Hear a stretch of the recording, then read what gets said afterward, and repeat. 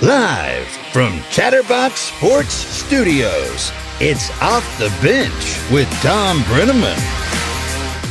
You want to talk about the biggest lie in intro history? One, it's not Tom Brenneman. I don't know which camera I've even looking at this one. Two, we're not even in Chatterbox Sports Studios anymore. Obviously, we were at Moorline Lager House. They are holding our fans currently hostage outside because the doors quite haven't opened yet. Nope. We haven't figured out when the door opened. Maybe we'll figure that out sometime during the show. But this is a little different, obviously. Paul Fritchner to my right, Nick Kirby to my left, and, of course, Casey McAllister running the T's and P's. Got a little mad at us there earlier because we were just hamming it up. And my man doesn't have the best internet. He's trying to figure out the mixer. Look at him. He's over here just working. A wizard on the keys. He's working a wizard as a wizard could be. He is super stressed this morning. I'm not. You know why? Because it's opening day, and if this stream goes down because the internet isn't good enough in Cincinnati, we'll submit our request in for next year, and we'll see everybody at the Reds game, and we'll figure it out by tomorrow. Right? That's the plan at least I'm coming up with. Paul? Sounds how are you great to doing? me, Trace. I'm doing fantastic. Paul, why don't you let the today. people know what you were singing before you came on the show? Cincinnati, where the river winds across the Mason and the Dixon line. Cincinnati, Ohio. Cincinnati, Ohio. It's not tired, baby. I would argue that song is actually somewhat decent, but the make noise is so bad. If we do that again, if I walk into that stadium today and they are having that soundtrack ran in Great American Ballpark, I don't know which is going to take a higher precedent in my Reds fandom of trying to fix things, the Kroger patch currently and or that song. I don't know. Nonetheless, guys, I made a promise. We got Nick Kirby here, so he knows more about Reds baseball than everyone else up here on the set. That's a fact. You don't have to be like nice about it. But we're not going to talk about the Bengals. That's my promise for today. I don't believe you. Ron Burgundy, I don't believe you. I thought I saw Joe Mixon walk down the street. Well, here is the thing. There is a rumor, though, that Travion Williams is going to be at the Moorline Lager House possibly today at the lawn, hanging out for a moment before he heads over to the stadium. That's just a rumor. Just saying. But how you feeling? You feel okay? What are the vibes like this morning when you woke up? I see Great American. Well, I did see Great American Ballpark when we were outside. But no, it's awesome to be down here with you guys. It's opening day. There's nothing better. This is it. Been grinding through spring training. That last week was rough. Following the team every day. These games count. This means something. This is awesome. It does mean something, and we've said this time and time again on this show. I don't know what the expectation should be or could be for this ball club, but I think that's a reasonable place to start. It is at least got to be. You heard last night on the opening day Eve show, Mo Egger said something that I thought was relatively interesting. At the end of the day, this is professional sports. You're judged. You can come up with all these different theories on what you think a good season is, but you're judged on wins and losses and what the box score is at the end of the game. Is there a number in mind that you say, you know what, if we got to this number in wins, obviously, that would be incredible? 70. I'm going to go with 72, believe it or not. I really don't want to put a number on it, but I'll do it. Do it's it. Opening day. Do it. I would say 75. That's 75 wins. would be a great season. 75 wins is a great season. Now, the next question I'm going to ask, which is probably one that's not fair, but that's what I do is ask unfair questions, is in 2025, Okay. if this Reds ball club doesn't win this many games, I am disappointed. In 2025, We got 2 years of these guys coming up. You got to figure. I'll say 88. I'll say whatever the last number to get in the playoffs is. It doesn't matter. I would say getting in the playoffs should be the expectation in 2025. Yeah, which is roughly probably, 83 and a half some games, 84 games has probably got you on the cusp. You got an extra team this year. Yeah, I mean, Major League Baseball is doing what the NBA has done, which makes it, I don't want to say damn near impossible to miss the playoffs if you're relatively decent, but they're getting to that point.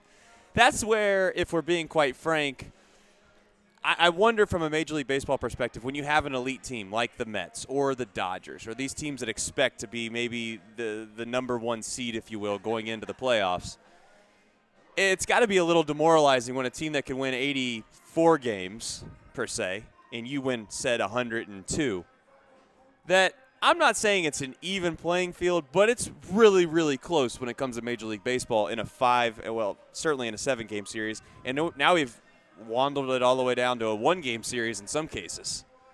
Thoughts on that? Do you like the MLB playoffs, the way they're structuring them?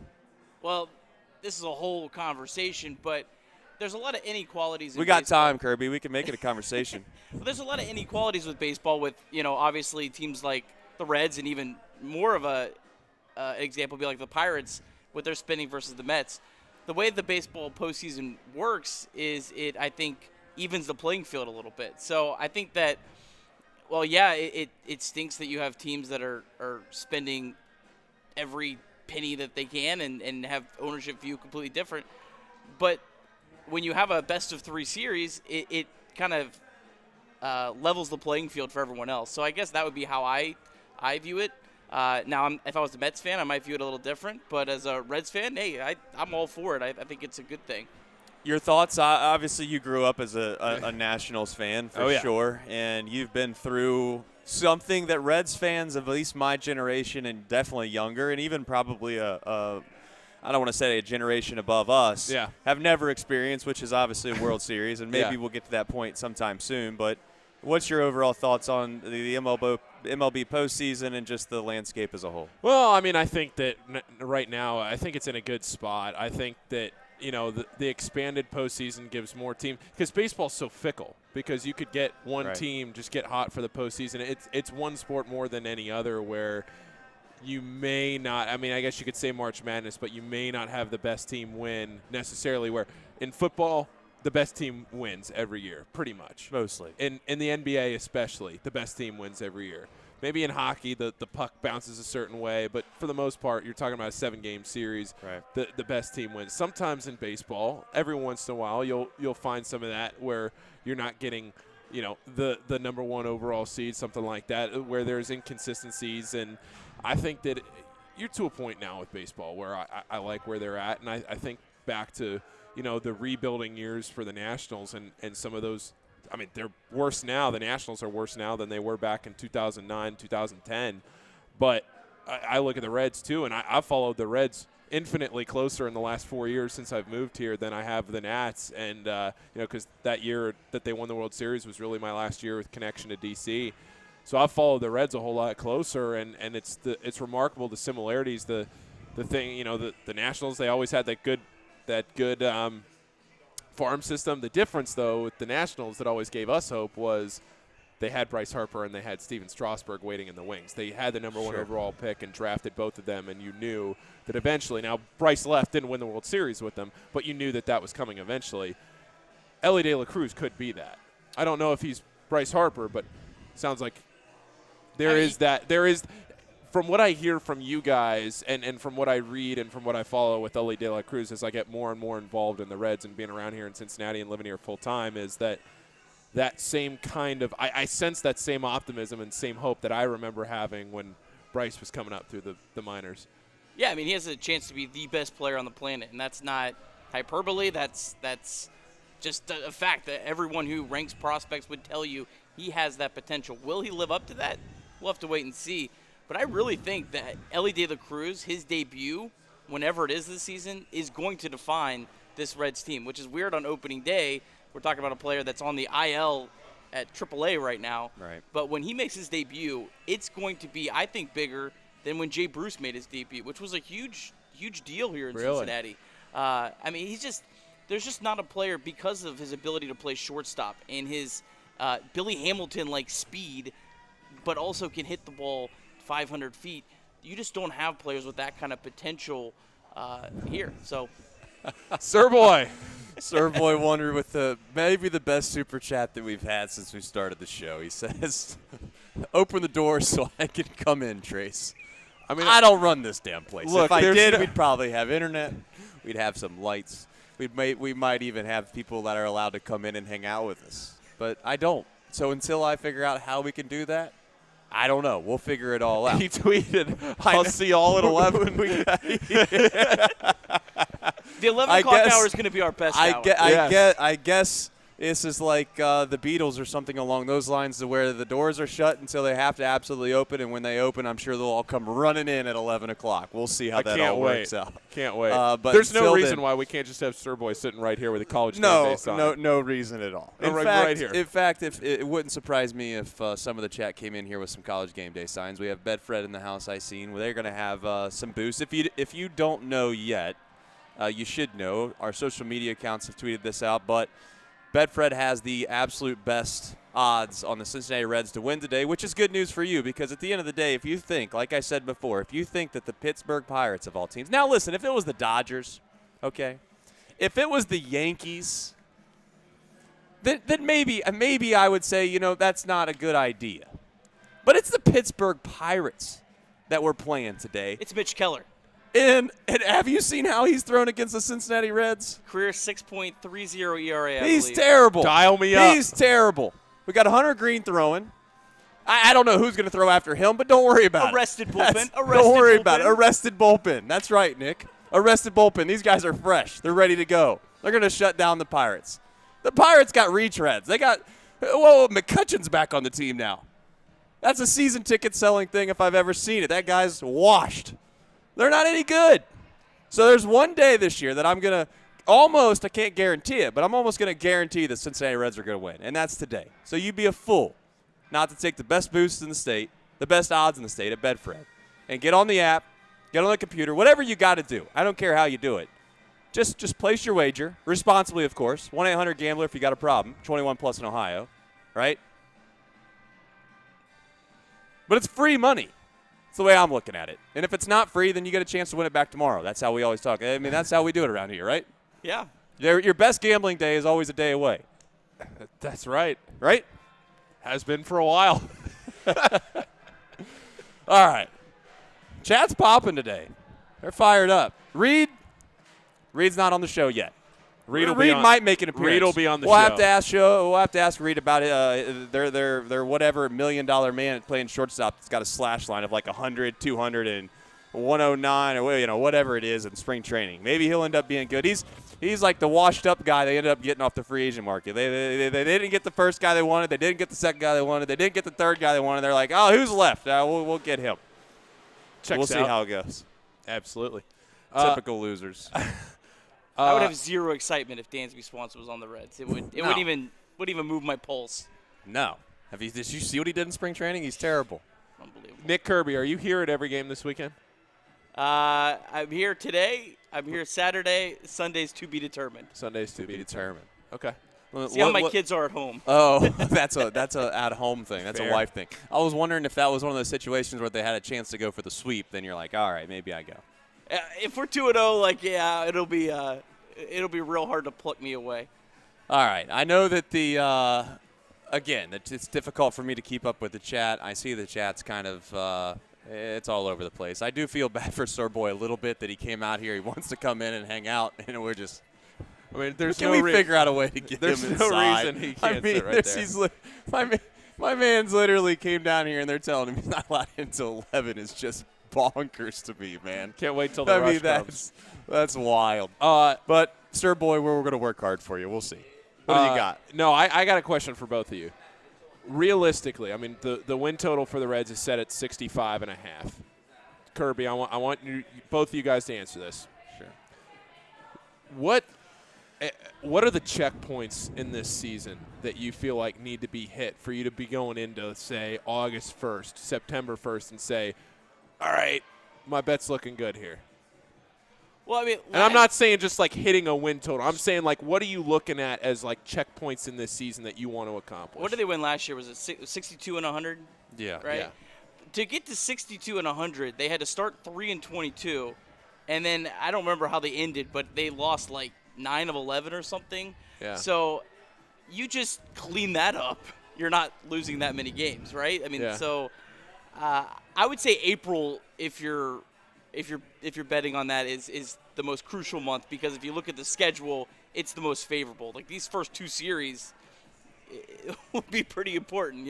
If the Reds go 1-5 here at home to start, that bet's probably looking pretty rough. But if they're able to stack some wins up against the Pirates and a Cubs team that is at least a little more favorable than some of the others.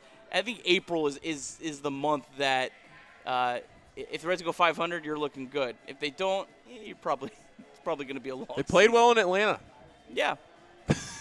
Yeah. Trace? They did play well in Atlanta. Let's be nice, guys. They did play well in Atlanta. Here's a couple free touch, I don't want to say successful touch points, but one is if Hunter Green, Ashcraft, and Lodolo stay healthy, and I don't mean like they got to pitch every outing, but like there's not a huge major setback for one of those guys, and they show signs of improving. For some of those guys, it might just be keeping at the same pace they're already at, but just having more innings. But those are the areas that this team has little. I don't want to say little to no depth, but that's if we're going to be pessimistic at all on this show, it's going to be the fact that the starting pitching is there's not like there's anybody that we have a little aspirations for like we do for all these position players that are coming up. You can name all the prospects off the top of your head really quickly about who you're excited to see that could possibly come up later this year, and none of them are starting pitchers. So, and I mean, you could say Williamson maybe. But, I mean, we're stretching it a little bit. So I would just say those three guys stay healthy. And then on top of that, I'd like to see McLean make a pretty big jump. I think, in my opinion, he's the closest guy to being big league ready. I think that there's and again, I'm not accusing the Reds of the whole service time manipulation because I don't think they genuinely do that. I think, but if there's a fringe situation going on where it's a toss-up either way, you're going to lean on the side of the guy that hasn't had any service time yet just to save it over, I think, has it been determined yet if Fairchild is the guy? I haven't seen it yet. But nonetheless, Fairchild's a guy that has options. He's already got service time, so it just makes logical sense that he would be the guy that you pencil in when you're projected to win 60-odd games. Sure. Right? If this team was trying to win, get over the hump to get in the playoffs, then I think that there's this opportunity where guys like McLean maybe come up a little sooner than they otherwise would. But I hope when they do come up, whether it's McLean, whether it's Strand, that they have some success and you expect something out of them going into next year. And they're not a debate. It's not a debate going into next year whether or not a couple of these guys are going to be on the big league roster, right? Yeah. If we go into next year and we're debating at spring training like we did this year of whether or not these guys would actually be on the opening day roster, then I'm a little discomforted. I'm a little concerned about where we're at. Okay. All right. Yeah, it's just kind of funny trying to get a gauge and perspective of where we're coming from. I would say McLean's probably one injury away from the majors. I think if you look at the roster right now, they have guys at all three infield positions that they want to give a chance. You have Spencer Steer at third base. You need to see what you got out of him. You got Jose Barrera at shortstop. You need to see what you got out of him. And then they want to keep giving Jonathan India every chance to be a second baseman long term. So really, if you're looking at Matt McLean, it's any of those three guys unfortunately get hurt, he's probably up and then they're playing him every day. But you're not going to have Matt McLean sitting on your bench. You want him getting every day at bats.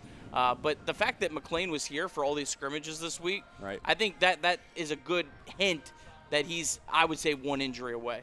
So what about the trade deadline? What are you looking for at the trade? Is this a team that's going to sell some pieces? Is this a team that's going to try and acquire anybody? Where are you looking by that point in the season for this team to be and to be aspiring to? I mean, Will Myers, we're all going to root for Will Myers to have a great season, right? I mean, there's no question that Will Myers signed with the Cincinnati Reds with direct aspirations of being traded at the deadline to go to somebody that could possibly compete in the playoffs. And that's perfectly fine. We've done that before. And that's almost become a little bit of a theme with Nick Krall as he's trying to find these diamonds in the rough to where if they were presented the opportunity to hit in Great American Ballpark, their numbers, and I don't know if you want to call it inflated, if is that the right term or not, but their numbers become inflated to what they usually traditionally are, and then a la you get somebody that is very valuable at the deadline, whereas before hitting in San Diego at that park, it's a little more difficult to have the same numbers as you would in Great American Ballpark for obvious reasons. So that's one guy I know off the top of my head that I'm hoping gets off to a good start and he's worth something at the deadline. I would say it's probably going to be a much more boring trade deadline this year than last year. Unless Will Myers has like this all-star first half and then becomes like this super sought-after player. But I think that's probably – I think with Will Myers, you're hoping you can have a repeat of Brandon Drury where you get a prospect back. I think the guy the Reds got back was like their number 11 ranked prospect. Right. That for a half of a season, that's a pretty good deal.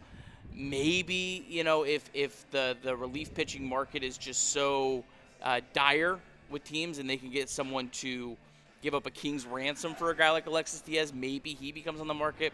But I don't think there's going to be much more other than, maybe like a Luis Sessa or maybe one of the relievers that has a nice first half that you're not projecting to be a piece long term. I think that's probably all we're looking at this deadline. So probably be a little more boring this year. I had fun last year at the trade deadline. I thought it was maybe the most exciting time of the year because the Reds were constantly in the news. Who are they going to get for Castillo? Who are they going to get for Malley? It was a lot of fun. And then the rest of the season was kind of a downer after that. But that was a fun week. All right, Boom Shakalaka says, are you guys sitting there at Moorline staring out at the beautiful Commonwealth? We are. We're also staring at the beautiful Ohio River, which is beautiful for now. We won't get into all that. But hopefully the Ohio River – hopefully it stays beautiful. Yeah, hopefully it stays beautiful. Another thing I seen on here from Seth Pryor says, you guys need to talk some football to get Casey alive. He looks like he's down a little bit over there. I mean, Casey's just doing his job, man. I don't know. That's a tough get. Casey McAllister, there's no question. There's no doubt about it. He doesn't know a whole lot about baseball, and that's okay. Maybe throughout the year we'll teach him some things. It's going to, without question, come a moment in time on this show, though, and throughout the summer, that Casey's going to ask a laugh-out-loud funny question. I don't know when that's going to come or when it's going to be, but it's on its way. If you've sat next to him when you watch, or not even watch, when we're producing Miami baseball games, Miami Athletics, Miami Redhawks, for those that aren't aware, we're doing some of their baseball games, broadcasting them. Casey's asking some great questions, and they're innocent in nature, but they are funny. I got to be honest. So hopefully we can get some of that on air. I don't know how we do that, but well, that's what I said the other day about Casey is when you bring the outside perspective to somebody that doesn't follow this sport as closely as we do and watch it as much as we do. I'm not. It's not even a bad thing, but we're talking about someone that's like at the first grade level. Well, whoa! I wasn't trying to kill the guy. Wow. I wasn't trying to beat him down. And that's all I was trying to say was it brings a refreshing outside perspective when you say, why don't they just speed it up? Yeah, he said no. The question he'd asked yesterday, which was beautiful. This was before the show, off air. It's when the guy threw out Real Muto because he got, the whole situation where he went to throw the ball in Real Muto's glove. He throws him out of the game, and then there's obviously a clear misunderstanding immediately. Casey literally just goes, well, why don't they just let him come back in? It was like, because he already threw him out. He's like, well, why don't they just say they messed up and he's allowed to back in? I'm like, that's just not how it works, Casey. I don't know. It's a great question. That's a great question, though. It's a great question. Maybe you should submit that to Rob Manfred, and we'll get that in the books for next year. I don't know. But, hey, Casey, I don't even know if we should talk any football at all. I don't think that we're probably going to. But if we were to talk about football, what would be one topic you would be interested in? Do you even have a microphone? Do we got to give you a headset? Joe Mixon. I'll tell you what. We got Bedfred in the house right here. I don't even know if this is relatively possible. But I would love to know, and I know that this probably isn't realistic of happening. The trade floor at Bedfred's going to just nix this idea about as fast as it's going to come in. But I would love to know what the odds are that Joe Mixon is going to play football next year with the same exact contract that he's expected to go into this upcoming season. And I would put my mortgage on the fact that he's not. And I'm not talking about it anymore. That's it. That's all I got. I'm done. All right. Next subject. Cincinnati Reds. Do we have – wait, before we get back to the Reds, do we have any other – is there anything we want to talk about, like, outside of the Reds, like just baseball in general with it being opening day? I mean, every team is going to play today, or at least it is. The idea is that every team is going to play today. I know they've tried to do that twice before. I don't think it's ever happened where every team has actually played because they've scheduled it twice. Yep. But both times, I think in 18 and 21 or 19 and 20, a couple of times teams gotten rained out. So Casey sat over there diligently and put every single line down at the bottom of the screen. Yeah. Every line for every game is in there. Big time. So let's just kind of go through like overall thoughts of the league, and I don't know. I don't want to put you on the spot if you don't have any thoughts of around the rest of the league. I've been grinding on the Reds. I haven't been. Well, that's the crazy thing. I wanted to ask you this question. I'll ask him as well. On the way down, I asked Sean in the car. I said, "Is baseball the most regionalized major sport that there is?" Because it doesn't mean that I don't care about baseball in general. It doesn't mean that I don't care about maybe the other teams. Or maybe I do. I don't know. Maybe what I'm getting ready to say proves that I don't. But I don't even know who half the other teams are playing. If this was week 1 of the NFL, not to jump around subject to subject, I'd have a general clue of who everyone else was playing. All I care about is the Reds. Yeah. Do you think that the rest of the country, for the most part, has that same mindset, or are we?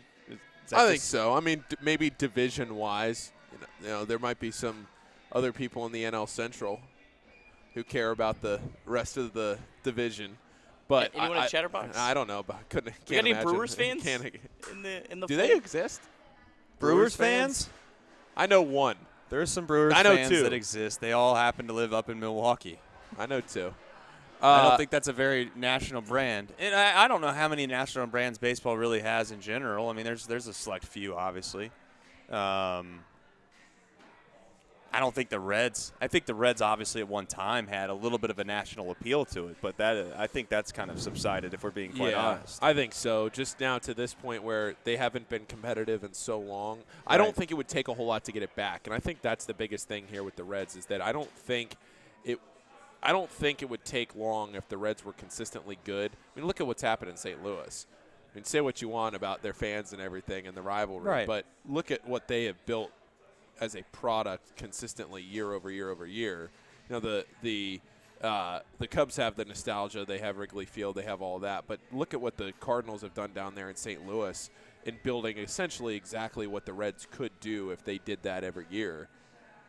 I mean, they've built a national brand. If St. Louis goes into San Francisco or if they go into San Diego, people are, it is simple as, I mean, as much as we want to make out marketing in professional sports to be, and when I say marketing, I'm talking about internal marketing. It's all about winning. I mean, that's what it's always going to be about. If the Cincinnati Bengals, again, not to try to keep raining on the Reds opening day parade, but the Cincinnati Bengals will become a national brand just because of Joe Burrow. Strictly because of one player, there's going to be a bunch of kids that grow up that like him, that want to be like him, and they're going to go out in the backyard, they're going to get their jersey, and they might be living in wherever, some random town in Texas.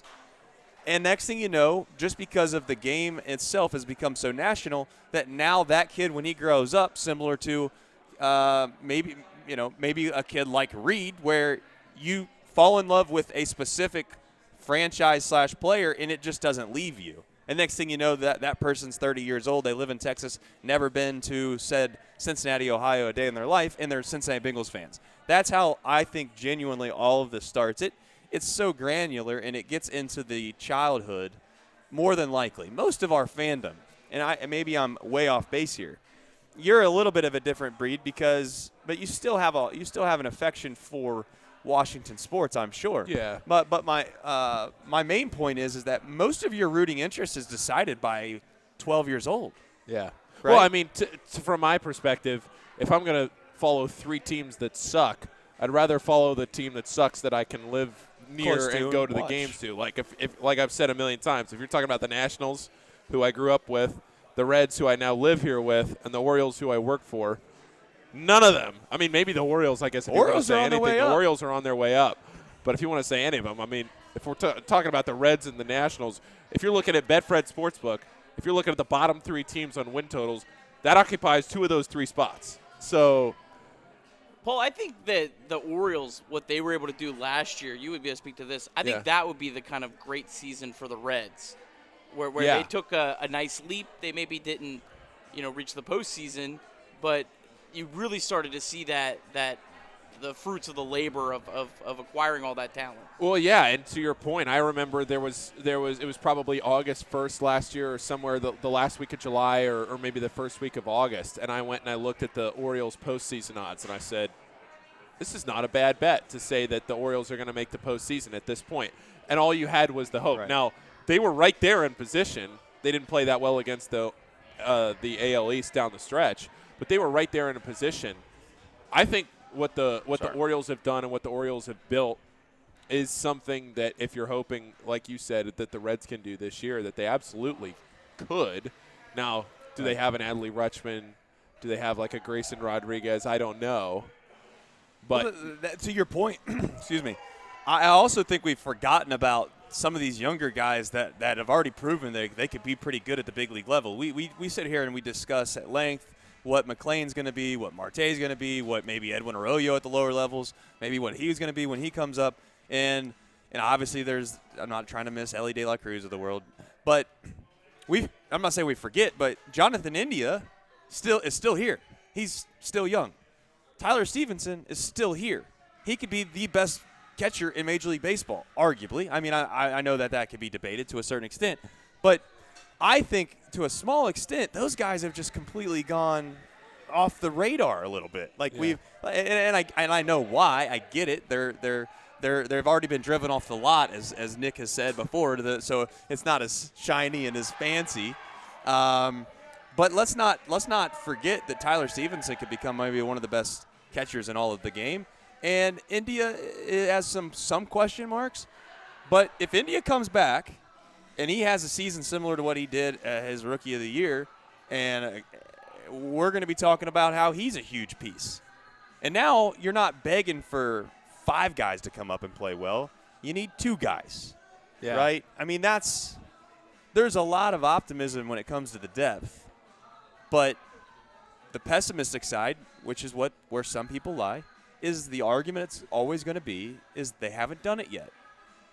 And you can't prove those people right or wrong until it actually happens. So it's not to say that we need to get into the nuts and bolts of the pessimistic fan versus the optimistic fan. We know Kirby leans on the optimistic side, but I see both sides of it. I know people are tired of it. I know people are ready to win. However, I think finally, we've said this 1,000 times, finally it does feel like we have something to base a plan around, and there's already a little bit of proof in the pudding when there's national media that puts the Reds in the top 5 of all Major League Baseball in regards to Major League pipelines. That hasn't happened before, in at least recent history. Yeah, not since. I think I feel pretty confident in saying this is the best farm system the Reds have had since Jay Bruce and Joey Votto were in the farm system. But to your point, you're adding – it's not just a farm system. You already have Tyler Stevenson, Jonathan India, Hunter Green, Nick Lodolo, and Graham Ashcraft that have all established themselves as big leaguers. Alexis Diaz as well. You could throw him in there. And I think it was Bobby last night talked about Spencer Steer. Yeah. That's a guy we kind of forgot about. Fangraphs had him ranked as the Reds' number 2 prospect this year coming into the season because they still classify him as a prospect. So just because he came up, he played about 30 games, didn't really wow anyone. He could be the guy that really, if you're looking for a fun bet, National League Rookie of the Year, Spencer Steer might be a fun bet. I think he's going to have a chance because he's going to be on the team, you would assume, all year. That gives you a good, better odds than a lot of other guys that are going to be coming up in June, July. But he could be a guy at the end of the year that we go, oh, wow, that guy is a legit, bona fide, big league third baseman that could kind of be one of your cornerstone pieces. So they behind camera right now, we have Jason who's with Betfred. Brandon's obviously behind camera as well with us. They're signaling to me to check my phone. My phone is sitting over there as a hotspot. I got you. I know that it seems as if maybe we're quote-unquote getting breaking news here. And all right, so here it is. Ready? The Reds parlay. We cooked this thing up a few days ago. I feel bad for Betfred. I really do. Here's why. Because what's going to happen is these nice people put something out there. They decided to take the opportunity to help out the local team in Cincinnati. If you haven't paid attention, Betfred genuinely is the local sports book of Cincinnati. Here's what it is. The Reds parlay. A play on words, obviously, for the Red Sparrow, which has come to known slightly. I don't know if it's a full-fledged nickname it yet, but Jonathan India. There's a T-shirt. There's a T-shirt on. It's the Reds run line at -1.5 and Jonathan India over 1.5 bases. That's boosted from 360 all the way to 420. So $10 wins you 42, $100 wins you 420. You get the point. Jonathan India is going to lead this game off with a double. And the Reds are probably going to win, I don't know, 9-1, maybe 8-2. 15-0. Let's really go all out. Jonathan India is going to lead this game off with a double, and you're going to feel so left out of this party that it's going to hurt really, really bad. So I'm just suggesting, you know when you go and you see everyone in the office buying a lottery ticket, right? You got everybody in the office. They're all buying lottery tickets, and you're sitting there and you're like, oh, yeah, what's the chances of these guys? What are the chances of these guys hitting the lottery? And guess what happens? Somebody in that office pool picks their right number, and it's a group effort. And you walk – could you imagine – I want you to put yourself in this person's place. Could you imagine walking into office that next Monday morning after a long weekend of hearing all your coworkers hit the lottery, and they're all quitting their jobs, and you're stuck because you didn't want to pitch into the group? Can you imagine Jonathan India leading this game off? Well, not even a double. A home run. A home run today. You're sitting there watching, and Jonathan India leads this game off with a home run. And you could have bet $10 to win 42, or maybe, I don't know. There's probably a max. $25 max. So you could have paid for a Jeff Ruby dinner tonight. That's just exactly right. Just like that. Yeah. Literally, I mean, boom. We all sit here. With the pitch clock, it's going to be over probably in like an hour and 10 minutes. And he was hot at the end of spring, too. I mean, listen, seriously. Hopefully our friends at Betfred will continue to allow us to do these props because they're going to probably get absolutely hammered by this thing.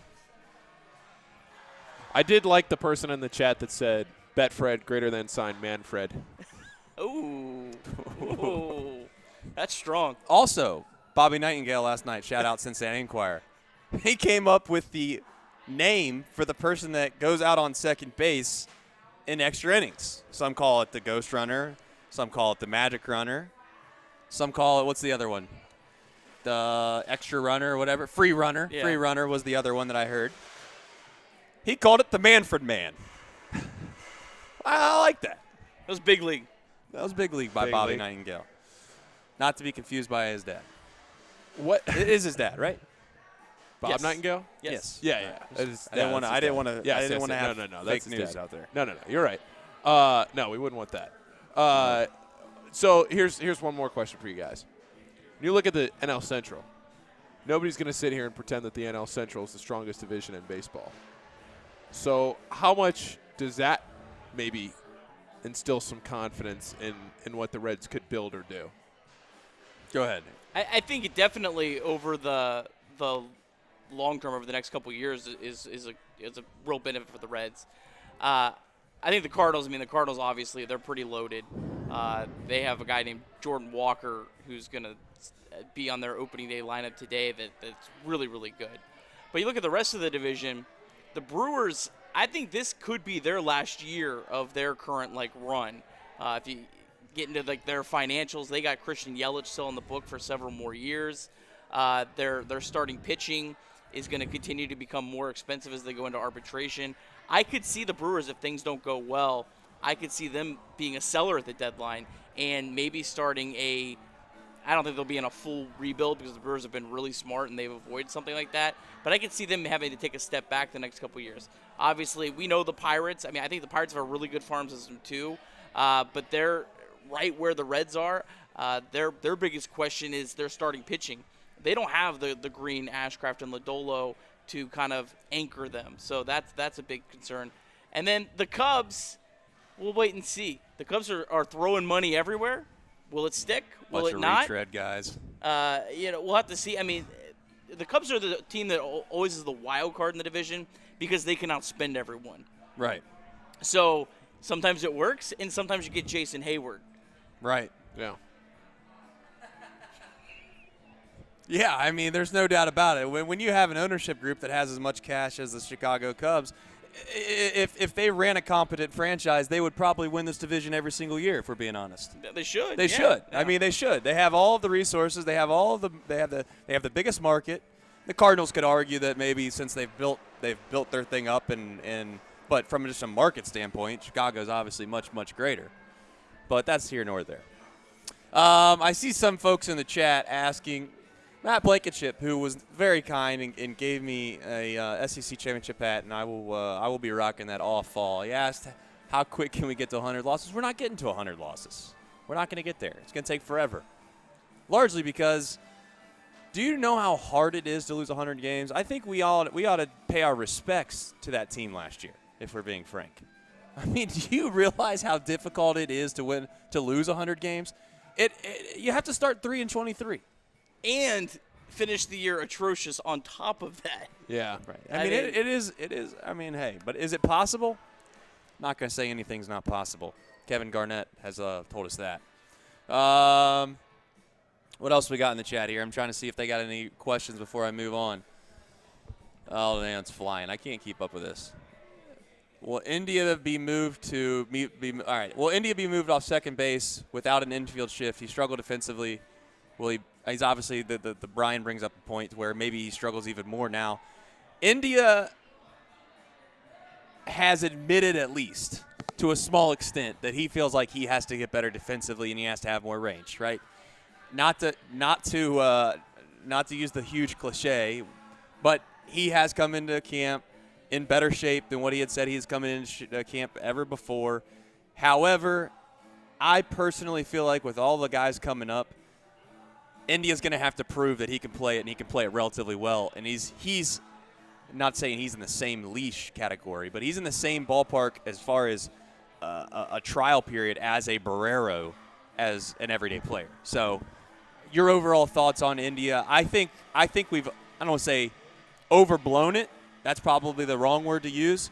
I do think that we shouldn't, as Reds fans, want to try to pile on our own guys, right? Like, and I don't know if we're doing that yet, but I would hate for us to be known as a fan base that's just toxic. And if anything's not perfect, we focus directly on that aspect of that person's game instead of what else they do well. Because India can hit the baseball. He's proven that. And I do think he's going to get moved off of second base at some point if these guys that are coming up have any relative chance of playing in the big leagues because they're just better fielders. Yeah, I like the way you said that about India. I mean, India was a 4-win player in 2021. He almost single-handedly led that team. Like, he took over the leadoff spot for a team that was desperate for someone to get on base. He had an incredible year. Last year was a little bit of a disappointment, but a lot of that was injury-based.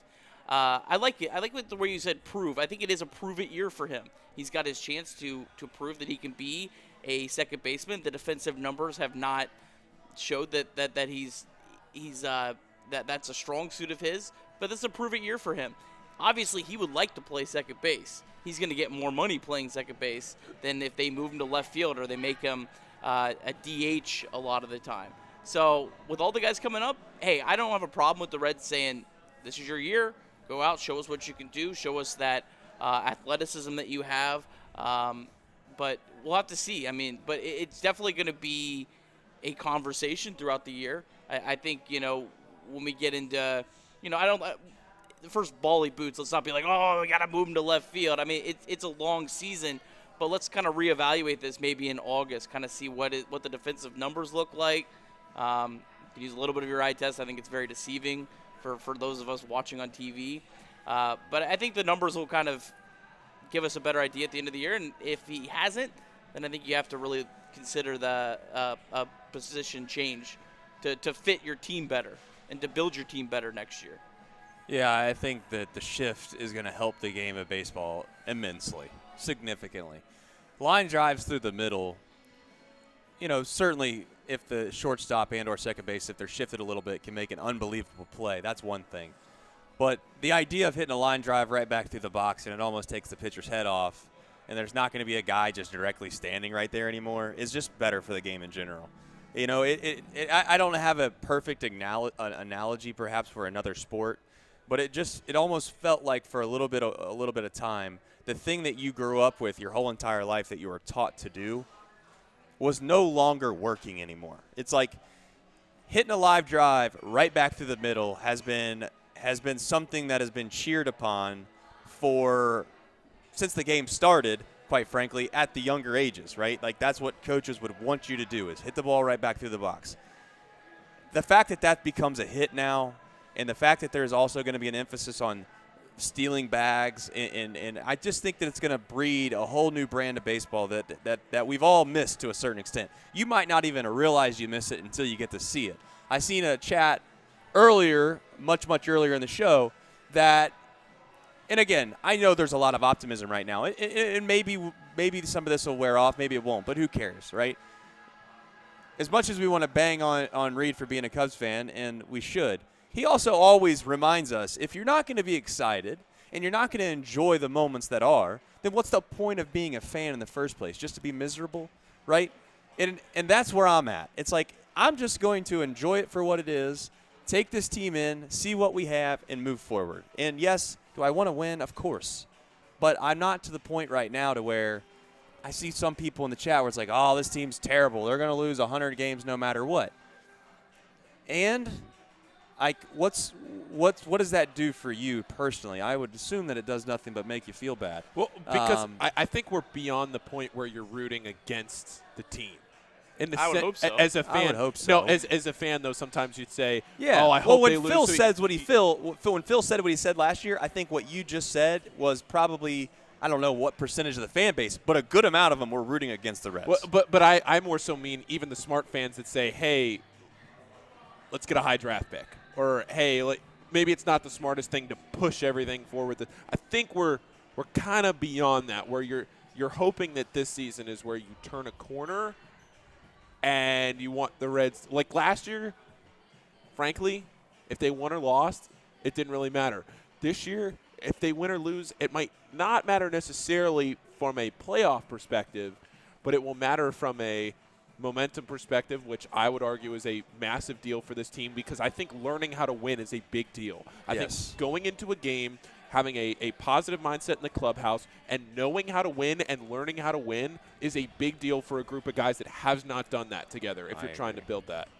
It's a big deal. I agree, and that's where the AAA – that's where hopefully a lot of these guys that are finding themselves at that AAA level, they start to win. I mean, if Louisville – this sounds ridiculous, but if Louisville's playing well and they're winning games, that does bode well for the future, like it or not, because I think there's an expectation to win when you go out there, right? Like these are our guys. I'm used to playing next to Matt McClain. I'm used to playing next to Ellie De La Cruz. I'm used to playing with maybe Marte if he moves up, whoever it may be down there at that level, to where when you come up together, there's an expectation that they just don't know who we are yet. We haven't been here, but we're young enough and naive enough to think that we're going to compete and win, and some do.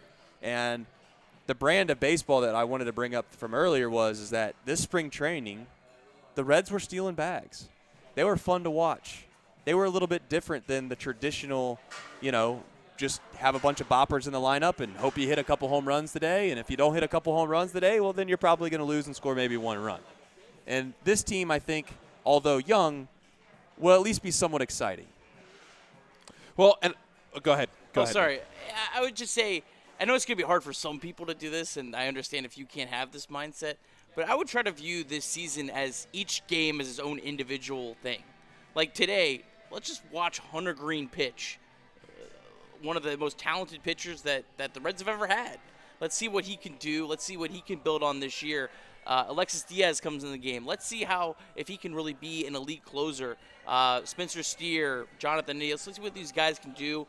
And maybe if we look up at the end of May and the Reds are 10 games under 500 or whatever, try to just view each game as its own thing. What are the Reds improving on? And I think that'll be a much more enjoyable way to watch this season. Obviously, it'd be great if the Reds finish April 500. Like, that would be cool. It would feel nice, be something. But if it doesn't, I don't think it necessarily has any indication of where things are going to go in 2024 and in 2025 and in 2026. I look at what happened with the Orioles and what they built back in 2021 when I was there. And one of the biggest things that they did was they collectively, for the most part, kept the same group of guys together, whether it was in single A, then up to where I was in double A, then up to triple A, and now starting to bleed into the majors when you see guys like Rutschman and Grayson Rodriguez. hopefully going to be in the major leagues sooner rather than later, but I know there's a timing issue there with his call-up and everything, as much as they don't want to admit it. But a big, big thing about that franchise and that team and how they were running that operation, and Mike Elias, was we want to build something where all of these guys are consistently playing together. One, they're becoming friends. Right. They're bonding. But two, they're winning. And that Bowie team went to the league. They didn't win it, but they went to the championship series that year. They won a lot of games. They didn't win because by the time they got to the championship series, the good guys that had gotten there were already up in AAA. But they had built something around the fact that they were winning ball games, which when you get up now to AAA, to Louisville, and you get up to the Reds, if all of a sudden you get to a point where you have a group of guys that is used to losing 100 games or joking around and they don't have that same type of mindset. Right. I'm not saying that these guys do. I am saying that this year you start to win collectively with the guys that are being brought up. That's a big deal, especially in the second half of the season. I can't agree more. I also think that it's actually telling, and I as much as there's been times where David Bell has irked me and has frustrated me, the fact that he had put a little bit of onus this year on starting better, and he wanted his guys to be a little more ready to go on opening day, whereas in the past, a guy like Hunter Green today might throw 4.5 innings and he might get to a pitch count, and you're like, all right, that's good. We're going to shut it down. It's early in the season. We don't want to push the envelope too far here. To where now, you mentioned this on the show yesterday a little bit, is like he's already extended himself beyond 5 innings. How many innings he throws today, I don't know. But there's a little bit more of an emphasis on starting better because the last, I don't know, I'm not right off the top of my head, maybe 3-4 years, this franchise has gotten off to some bad starts. And you could say, oh, well, that's just because they have a bad team. Well, if that's the case, then how come their record is so much drastically different to start the year as it is halfway through the year and beyond? And one could say that those are large numbers at play, and maybe it'll all average itself out. I think there's something to that, and I'm hopeful that maybe the fruits of his labor will bear a little bit here, and that we'll see this Reds team start off a little bit better. I'm not saying they got to start off with an above 500 record after the first month of baseball, but you've said this time and time again, golly day, just get me through the first month at like maybe close to 500. Don't be historically bad. Don't be historically bad. Don't be historically bad. 3-22. So we've gotten some screenshots sent to us already. If you don't know, the Red Sparlow is in the Betfred app as we speak. Just seen a screenshot. $25 wins you $130. Just saying. Think about it. Don't be the odd man out or woman out. Don't be that person. If anybody's down here, just think about it. I mean, do you think that there's any chance in the world that the Reds are going to lose this game? No. Is there a small chance they win by 1? Maybe a small chance, not that big. There's probably a great chance that we don't even get to see Diaz today. Well, Charlie laid out the full bullpen plan, so he did. We know exactly what to expect. I'm here to tell you that you just don't want to miss it. That's all. You don't want to miss out on everyone else having fun. It's almost like an insurance policy at this point, to be honest. You don't want to be the person sitting on the outside looking in when everyone else is having fun. I'd almost, and again, we're not going to lose the bet, but I'd almost rather lose the bet than to take the chance of not being in on the fun. Thoughts? I'll be in on it. I can't wait. I'm in. I'm in on it. I'm just thinking about what I'm going to get later for dinner on old Mr. Fred's dime, personally. That's my thought process. Not too far away. It's not. Right down the road, we get Jeff Ruby Steakhouse. $130. That'll get you a meal there. Get yourself a nice half Freddy, a New York strip. Oh, yeah, baby. Mashed potatoes, mac and cheese on the side. That is special. Have you, Casey, I know you're working hard over there. Casey, can you turn me up a little bit here? Are you able? Yeah, probably. I can help you out. Is this you or not? Yeah, it's me. I don't know. Just blare me out here. Me. Yeah. Me? Yeah, there we go. I think you're just saying that no matter what, Paul. No, all the way on the right. All the way on the right. You want that? Yeah, oh, yeah. Okay. Now I can hear everybody. Much better? All right. Oh, yeah. So we're good. Yeah. All right. Now, there we go. Casey, I did want to ask you a question, though. We're going to have to give you a microphone. I know that XLR wasn't working earlier. We'll figure it out. I'll just hand you mine. 2 questions for you. One is, when you woke up this morning and you knew that you were going to opening day, has it crossed your mind? Were you too worried about work? Are you still worried about work? Where are you at in regards to walking in that stadium today for your first opening day? Do you have any expectations? Thoughts? Well, first off, I expect to win. You've been hyping it up like for a week now, so I'm expecting a win. Okay. By 2 or more? Yes. By 2 or more. And then, honestly, that's it. I have high expectations, very high expectations, and I know I probably shouldn't. Probably get disappointed. You have high expectations for today, or for today? Okay. For today, not for the so season. you should. You should But today. I mean, You it's should. opening day. If there is literally one day to have high expectations, it's today. Sir Boy Wonders here. No doubt. I thought he was going to come in with some college game day signs. in fact, give me that back. In fact, I don't even know if who knows if Sir Boy can even hear me. I don't know. Maybe he's got AirPods in back there or something like that, or Bose. And Guys, I'm in the background. Look at the white free button. ads. Yeah, I love it. People are asking. I know USA Veteran wants this hoodie. I know that. We're not naive. We're actually going to make, and I don't want to oversell this. This is maybe too much, but we talked in the office. We're going to make some not massive changes, but we're going to try to, what would be the term to use, elevate what we're doing at Chatterbox to a whole nother level, starting a reset right around mid-June, maybe July 1. A part of that, okay, I'm promising you, and I don't let you down. We know this. I'm promising you merch. Okay, I'm promising you merch. I want to make sure the merch is nice, right? Like, I like nice merch. I like nice things. I want to make sure we do it right. We do a good job. That's typically what we try to do here. We don't always get there, but we get pretty damn close. Yeah. However, there's more things to come just than merch. But I do know that was something in the chat. People were saying, Trace, we're waiting on our merch. I know that. I'm not naive to that.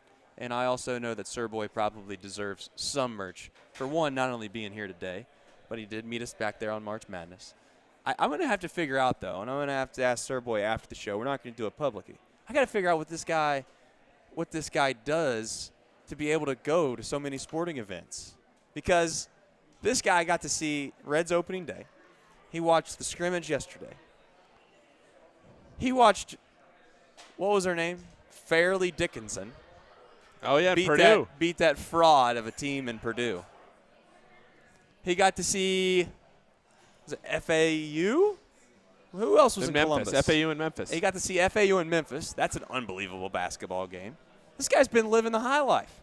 Not only that, but I think he's a season ticket holder of the Cincinnati Bengals. We weren't going to bring them up again, but it is what it is. So I'm trying to live like Sir Boy, if we're being honest. I got to figure out what he's doing. We'll get to that next show. Align yourself with success. That's right. Surround yourself with people you like to be like. You think he's just won a lot of money off Fred? You think that's that could be it? Has he bankrupted Fred? I don't think he bankrupt Fred. Fred's doing pretty well for himself, but I will tell you Fred's going to be a couple dollars short later today when Jonathan India leads this game off with a double or probably maybe even a home run in that. Well, I guess he's got a hit in the bottom half, but he's going to lead the Reds off with a lot of pressure on this at bat. No, there's no pressure. There's no pressure, Jonathan. Just a double. It's not that big of a deal. How hard are we going to celebrate? That's the best part of this. Oh, Could you imagine? I mean, I just want you to put yourself in them shoes for a minute. Just close your eyes for a second and think of this. You know that your $25 bet's going to win you $130. By the way, gamble responsibly. If you can't bet at all, don't worry about it. We understand. Throw $1 on it. You get yourself.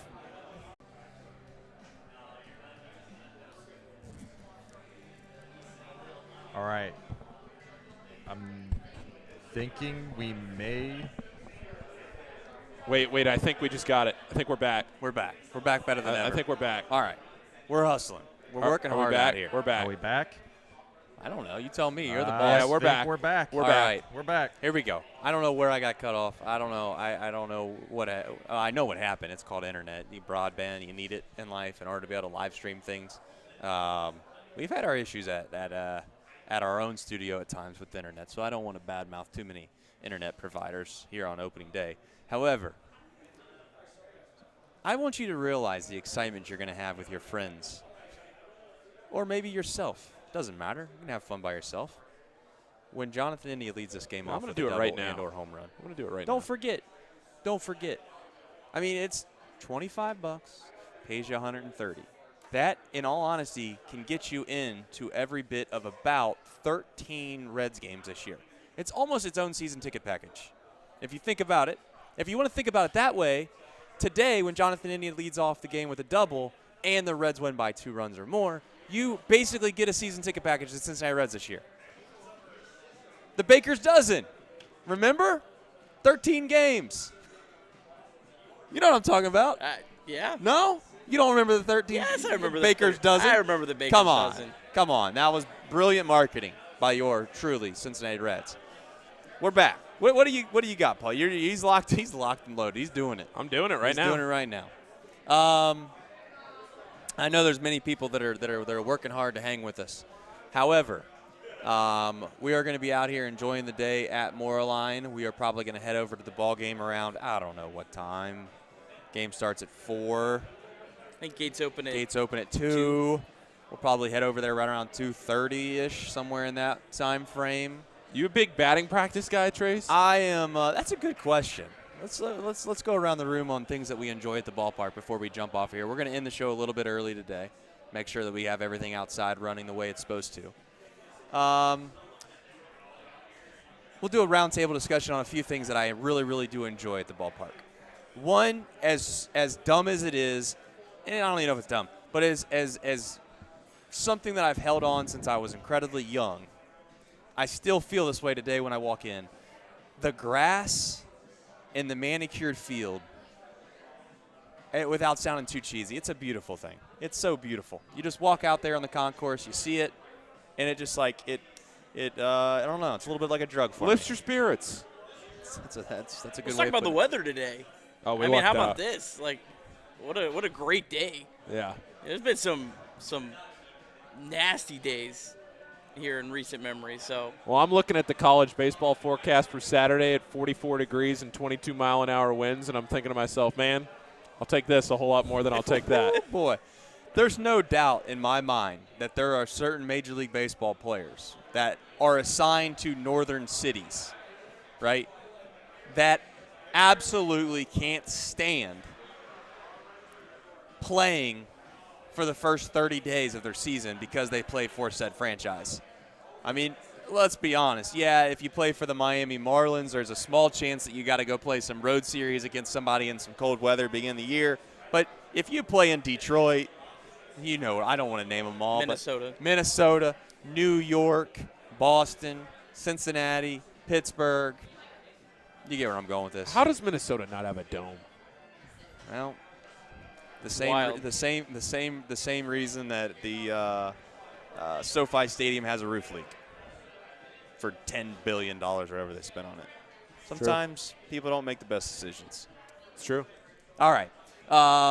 You guys need to share your thing that makes you the most pleased when you walk inside the ballpark or thing that gets you excited. I shared mine.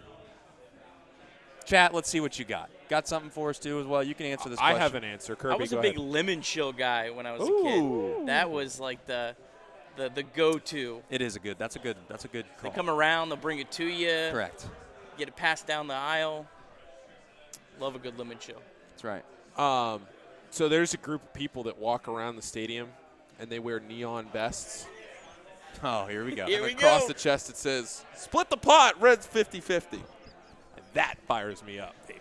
That fires me up. Tell the folks who may not have listened yesterday about your disappointment with the 50-50. Well, I understand why. It's an attendance thing, but they used to do the 50-50 split the pot. They used to do it every game. Now they only do it once a homestand or once every 2 weeks, however they decide to do it this year. I don't know how they decided to do it this year. But usually it's like once a homestand now. Now, I get it because they want the pot to be bigger. If you just do it with 2,000 people there, it might be a $1,000 take-home. See, but I feel like that would be kind of fun. Like, you know, it's a smaller pot, but you have a really high chance of winning. I think that would be – yeah. I love how you say really high chance of winning. Well, somebody has to win. Somebody does have to win. Somebody has to $1,000 split the pot, still not the I mean, it's still not a great chance to win, but it's definitely better than what you would have if it's 50,000. Sure. Yeah. So, today on your Saturday, you're playing for a $20,000 pot. You know your odds aren't great, but you take your shot. You go on a Tuesday. Hey, I could actually walk home with this. I'm half this pot. All right, so we got some in the chat. We got peanuts and beer for the most part. We got the wooden spoon with the frosted malt. That's a good option. Boom Shakalaka with maybe the thing that's going to excite me most for today, which is a bag of peanuts, an ice cold beer, and the sun beaming on you. We got another screenshot. We got another screenshot, and I mean the cool thing is that he wants to be a heel. I'm not even going to bring him into the fold for that. You know what I'm saying? Not even going to do that. I mean, he's burning his own money. Good for him. I mean, that's my friend Trevor, Paul's favorite thing at the ballpark, peanuts. Couldn't have said it better myself. Big peanuts guy, me. Yeah, right. Peanuts are too much for those work that for don't me. know, Paul has a peanut allergy. Yeah, oh yeah. Inside scoop, fun fact. I'm going to keep reading these out. They're fun. Mine was always grabbing a program and walking to the cheap seats towards the top of the riverfront. Do they still do? And I know that I think Seth, I don't mean to botch this, but somebody asked earlier in the chat if they still do game day programs, and if they don't, should they bring them back? I don't know if they do game day programs. I guess we'll find out today. Should we keep score today? No. Is that tired? That's tired. You know who does that is Reed Mouse. That's who does that. No way. Does he actually? There's no doubt in my mind Reed Mouse keeps the scoreboard. No way. Do you think Reed is watching the big screen Just saying. doing the score of the Cubs game today? Remote. Here's the opening day lineup. Jonathan India playing second base. TJ Friedel. You're just going to have to go tell him. Center. I'll just go down this. Yeah, do it. Fraley designated hitter. Stevenson behind the plate. Vossler? How do I pronounce that? Vossler's batting fifth. Fifth, playing first. Jason Vossler's batting fifth in the opening day lineup. And playing first.